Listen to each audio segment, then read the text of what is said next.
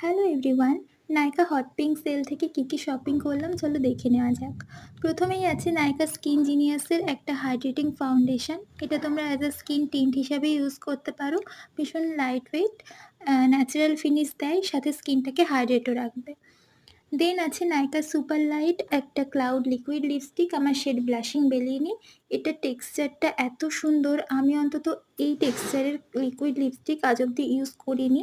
যদি তোমাদের একটু বাজেট থেকে থাকে তো এই রেঞ্জটা তোমরা ট্রাই করতে পারো। আমার শেডটা আছে ব্লাশিং বেলিনি, একটা লাইট পিঙ্ক শেড।